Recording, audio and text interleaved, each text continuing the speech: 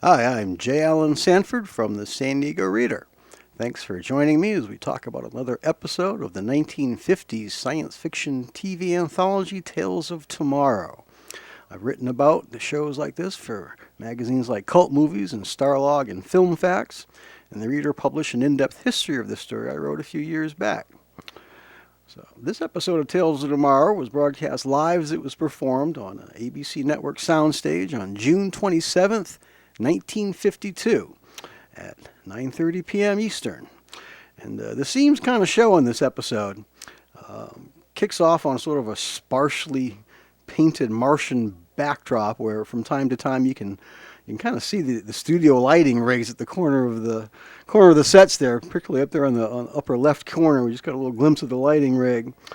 And Leslie Nielsen is our star. He plays a spaceship captain a few years before Forbidden Planet, and he's leading a trio of explorers, including future Family Affairs star Brian Keith and William Redfield.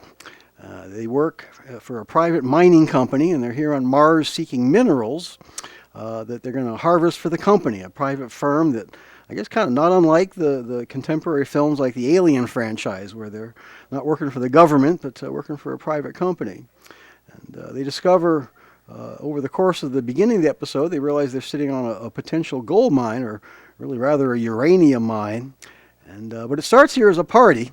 One character here actually just said, "Let's talk more beer," and they're cracking it out. And it starts off with a real lot of camaraderie. They're real friends, and it's a well scripted and well paced and well directed episode. In that their characters really, all three of them go through a major arc through this scant 22 minutes we're about to watch. So our longtime friends will soon find themselves infected with kind of a paranoia that makes them begin plotting against first the company that they work for, and then eventually against each other. So despite being filmed on this sort of barely dressed set, with laughably low-budget spacesuits, they look kind of like janitorial wear more than spacesuits. Appointment on Mars is really pretty engaging, especially the way their banter gradually becomes more and more sinister as they change from being space bros to being race foes.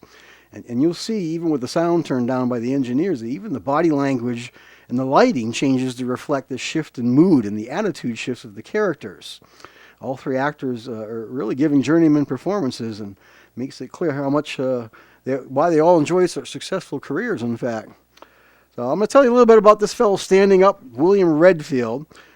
He's playing the paranoid scientist who tends to kind of act like a weasel when backed into situations, like many, if not most, scientists in Tales of Tomorrow, as we've discussed in other commentaries. William Redfield was a one-time child actor who went on to become one of the original founders of the Actors Studio. Around a year after this show aired, which was in 1952, he landed a starring role in a short-lived 1953 series on the DuMont network called Jimmy Hughes' Rookie Cop.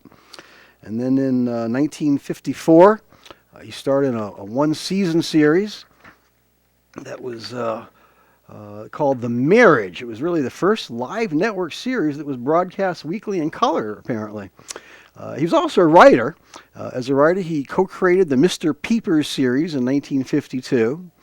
And you probably recognize him as Captain Bill Owens in Fantastic Voyage, the 1966 science fiction film. He's also in the original Death Wish with Charles Bronson in 1975. And he plays a similar character to what we see here in One Flew Over the Cuckoo's Nest. He plays Harding in that, the logical but highly strung mental patient, and that's kind of his character here, as the scientist. He also starred in 83 episodes of the CBS Radio Mystery Theater from early 1974 right up until he passed away from leukemia around a year after doing One Flew Over the Cuckoo's Nest. He passed away in August 1976. So we know a lot about Leslie Nielsen. He's playing the level-headed captain, which was a role that he would say very successfully in a few years in several other movies, but especially most notably Forbidden Planet. He's done a lot of similar shows previous to this. He'd done a half dozen episodes of a show that we mention a lot in these commentaries called Suspense. He's also in episodes of a show called Out There, another one called The Trap, one called The Clock, one called Sure as Fate. It's worth noting that he did several episodes of the radio show that later turned into a TV series, Lights Out, particularly because he did a 1950 episode of that. It was an adaptation of a famous short story called A Child is Crying. And that same story was adapted by Tales of Tomorrow in a couple of years, and it'll actually be one of the all-time best episodes. If you get a chance to play the commentary for that, there's actually 3 different ones, including one from one of the producers of the program. We'll tell you a lot about behind the scenes. The well-known story for that one was by John D. MacDonald. It was first published in December 1948 in Thrilling Wonder Stories, adapted in 1950 for Lights Out, and then the Tales of Tomorrow adaptation came about a year later. And all the versions share similarities with a short story called The Boy Who Predicted Earthquakes by Margaret St. Clair. That was published back in 1950 and was adapted later for an episode of Rod Serling's Night Gallery. So, Leslie Nielsen appeared in 6 Tales of Tomorrows altogether. Just a month before this one aired, he appeared as a battling scientist in one called Black Planet in May of this 1952. And that one he played one of 2 astronomers who worked together in search of a 10th planet. Then they, like all scientists on this program, start to become suspicious and jealous of each other, especially once a hottie named Norma enters the picture, and one of the men ends up dead, and there's a murder mystery from there. So I singled that episode out to mention among the ones that Leslie Nielsen did, because it's one of the many Tales of Tomorrow episodes that all too obviously had a lot of live broadcast errors, bloopers that made it on the air, like we're going to see very notably in this episode several times, besides that lighting rig that keeps popping up in the back and the folds in the set background there. So an actor named Horace McMahon in that one was playing a detective who was supposed to handcuff the hero, and he dropped the handcuffs. And you can tell for the rest of the episode he's trying to fake wearing handcuffs. So Leslie Nielsen teamed up a year after this with the same director of this episode, Don Medford, who we'll talk about in a bit. They did a time travel story for Tales of Tomorrow called Another Chance, February 1953 episode. And that one features Nielsen in a very Serling-esque tale, directed by Don Medford, that features a regretful criminal who gets a chance to live part of his life over again, thanks to answering a newspaper ad that reads, quote, "I can help you," unquote. And he ends up landing back in 1946 in a new city with a new name, but unfortunately he's lost the memory of his previous life, including the woman whose love he was hoping to regain, and that's really just one of the problems he has to face in that episode. Leslie Nielsen turns up also in the Ghost Rider episode. That was in March 1953. Plays an aspiring wordsmith whose stories seem to be coming true, which is reminiscent of Twilight Zone's Printer's Devil episode. And that one's spiced up with several sly twists courtesy of scripter Man Rubin, who we talk about in a lot of these commentaries as well. So Brian Keith here in the foreground. Most of us recognize, of course, from being the dad in the original Parent Trap, and if you don't know him from that, you probably remember him as the genial Uncle Bill, I guess it was, on Family Affair. But he'd done a lot of TV anthologies before this. He'd done a lot of genre shows similar to this one. Did Hands of Mystery. Did one called Shadow of the Cloak. Did at least a half dozen episodes of that program Suspense that we reference so often. He and Leslie Nielsen actually would appear together in another Tales of Tomorrow. They did a 2-part adaptation of 20,000 Leagues Under the Sea. And in that one, Brian Keith kind of pretty much plays the same kind of role you see here. He's the soldier, the jock, the kind of thick-headed, lunk-headed, two-fisted beer drinker. That one, the 20,000 Leagues Under the Sea, was also directed by the same fellow who did this one, Don Medford. And Leslie Nielsen in that one, he actually plays Captain Nemo's prisoner Farragut. That one was aired in late January and then early February, Part 2, 1952. And the Tales of Tomorrow version actually debuted 2 years before the Disney epic, although the story had already provided the basis for a 1907 film short by French fantasy filmmaker Georges Méliès. And there was also a 1916 feature film. And also I looked up and I found out there was a 1947 episode of the 1947 episode, rather, of the NBC radio series Favorite Story. I wasn't aware of that at all. But let's talk a little bit about the writer. He's very interesting. His writer was S.A. Lombino, Salvatore Albert Lombino. And you may be familiar with him under the name Evan Hunter, the creator of the Ed McBain novels that began in 1955. The Ed McBain police procedural novels were published between 1956 and all the way up through about 2005 with over 50, I think maybe 55 books in this series. Lombino wrote the novel on which the film Blackboard Jungle was based, and this Appointment on Mars was actually his first story that was produced for film or television. And as far as I know, it remains his only science fiction script for either medium, although he wrote a lot of science fiction stories for books and magazines under several different pseudonyms. Lombino got a start the previous year, about 1951, working as an executive producer for the Scott Meredith Literary Agency. And there he worked with authors like Poul Anderson and Arthur C. Clarke, both of whom were among the original 12 writers that formed Tales of Tomorrow's Science Fiction League of America. Also worked with authors like Lester Del Rey, Richard S. Prather, P.G. Wodehouse. He made his first professional story sale that same year, 1951. It was a science fiction story called Welcome Martians, and that was published under his real name, S.A. Lombino. By the time this episode aired in the summer of 1952, he'd had around a half dozen published credits, including stories like Fury on First, which was a sports story he did under his Hunt Collins pseudonym. He'd written one called Reaching for the Moon for Science Fiction Quarterly. I think that was under his real name, S.A. Lombino. He'd already had a couple of novels under his Evan Hunter pseudonym, one called The Evil Sleep, and he'd also had written a sci-fi novel for kids called Find the Feather Serpent in 1952. He used his real name for a story called Silent Partner in Science Fiction Quarterly. That ran in August 1952, although that was actually later reprinted as an Evan Hunter story. And he'd also had a couple of detective stories published before this, or by the time this aired as well, I think under his Hunt Collins pseudonym. One called Dead Freight and another one called The Body Beautiful. And our director that we mentioned a couple times, Don Medford, he did around 35 episodes of Tales of Tomorrow, and considering there's 85 episodes total, that's a pretty large share. He was just kicking off a career back then that would find him scripting around 100 TV shows, including 5 episodes of The Twilight Zone. He did Alfred Hitchcock Presents, did the final episode of The Fugitive, and also did 36 episodes of The FBI, a couple dozen Berettas, Dynasty, Mrs. Columbo, Airwolf, and even occasionally scripted and produced some of the shows he worked on.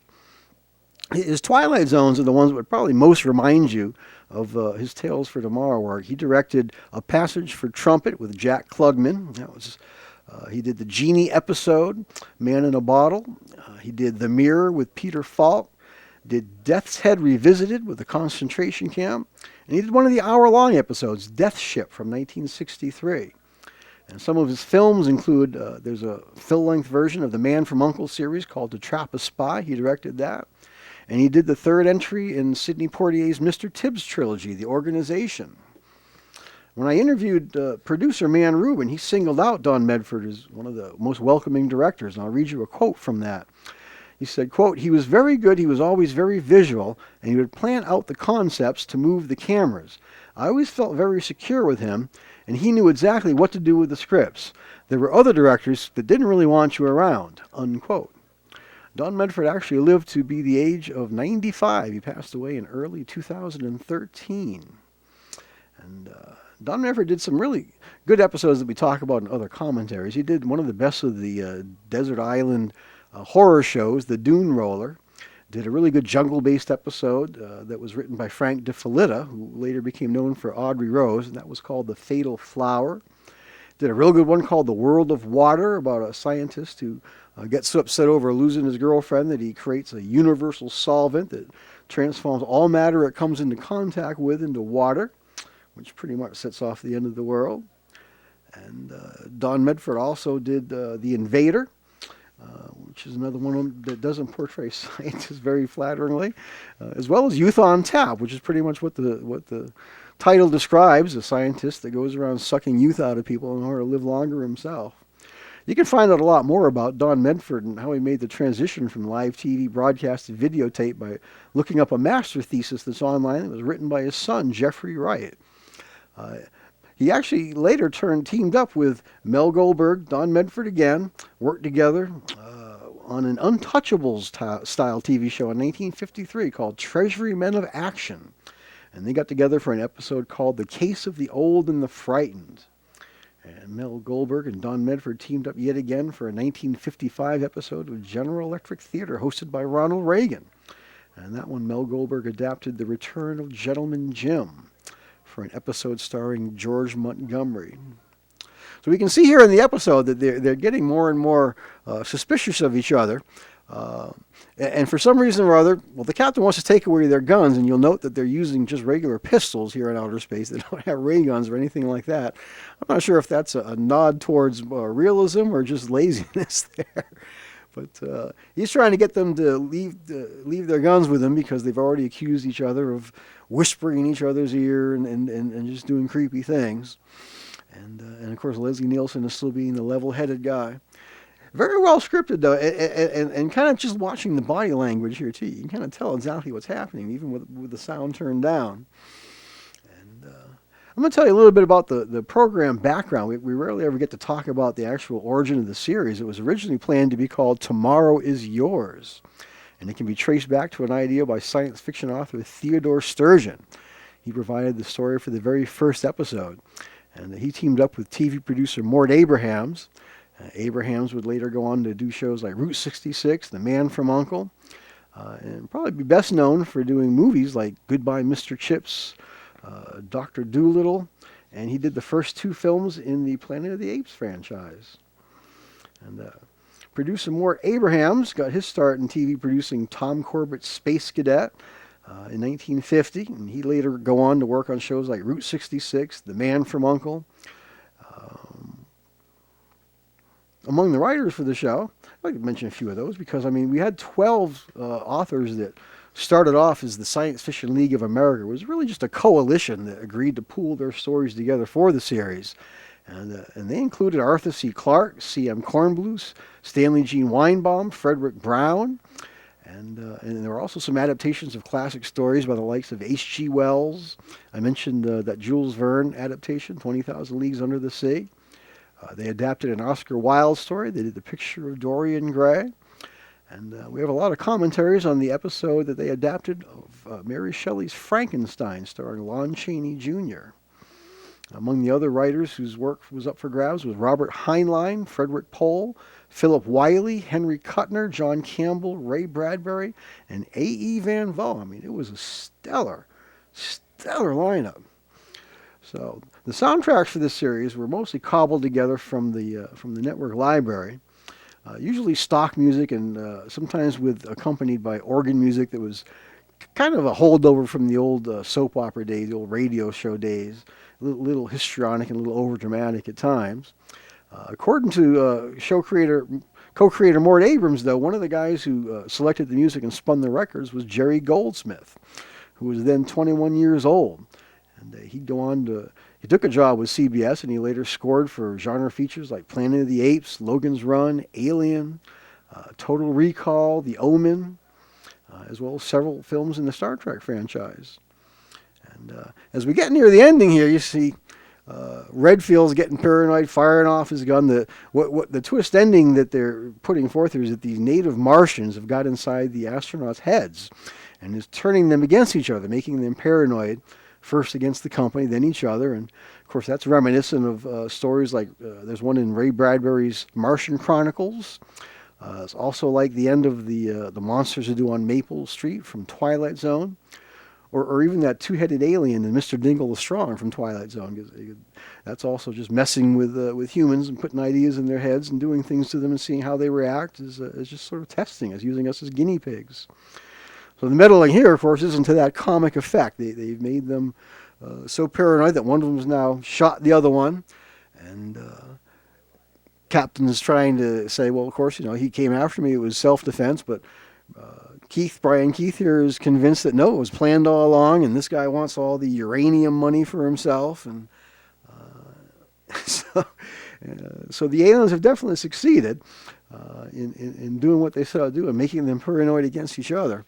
And it's really interesting because on this show, we don't actually see aliens too often. The few times we do, they're either indifferent to mankind or they really want to mess with us. They seem to test us quite a bit. It's a very recurring theme from several different writers. And as we get near the ending here, keep an eye out for it's going to deviate a little bit from the script. You'll see a little while back, one of them used a gun.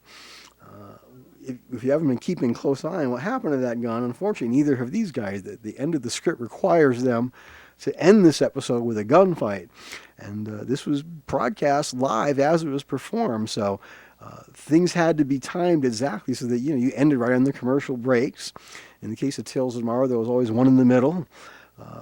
And you had to time your storyline so that, and your line reading, so that the show ended when the show ends, which is, at a set second and moment in time. So we got one guy here as a gun, Brian Keith, and I'm not sure whether or not Leslie Nielsen is realizing at this point that his prop gun is no longer where he needs to be on his hip in order for them to have this final scene. So what ends up happening is it ends up being totally improvised by the actors. I'll read you what Mort Abraham said. He said, quote, "What happened at the end of the show is that Leslie Nielsen was supposed to pull a gun on Keith, but the gun fell out of his holster, so he didn't have a gun. I stood, I'm sure, pale and shaking in the control room with the director. And I remember Don Medford and I looked at each other, our hearts in our mouths, wondering how this thing was going to end. Being consummate professionals, they simply went after each other, hand to hand, which wasn't in the script at all, and remarkably ended their fight in a mutual death, exactly when the program should have ended." Unquote. And holy cow, I mean, I'm not sure if they're actually watching the director, count down the seconds they got to make this last, but I'll read you one more quote from Mort Abrams about this. He said, quote, "The writer of that show, S.A. Lombino, he called me the next day, and he said, 'Gee, I don't know why you changed the ending of my play, but your ending was much better,'" unquote. And it certainly was more physical, wasn't it? Absolutely terrific. And look at the way the camera pans down back. And we're going to actually pull back into kind of an overhead shot that, if you just don't look too closely at the edges of the set and the scenes that show and the lighting rigs and the folds and the backdrop, that's a pretty ambitious shot for live television, don't you think? This is a wonderful episode of Tales of Tomorrow. We're not going to get to see the commercial, unfortunately, which would be the closest thing to a happy ending that one ever sees on an episode of Tales of Tomorrow. But we did get to see a terrific episode and a terrific performance by our three main actors here. And keep in mind also that we didn't get to hear the actual sounds of the thing, but they had the wind whipping up all the way through it, as well as that lighting shift all the way through it as it got darker and darker and they got more and more suspicious of each other. I would say I would rank this as among the top 10 best episodes of Tales of Tomorrow. And I would even go a little further. I would say it ranks up there among some of, anyways, the best of the Twilight Zones and Boris Karloff thrillers that we all enjoy so much. I hope you enjoyed watching it with me. I sure enjoy talking about it with you. Come back again soon.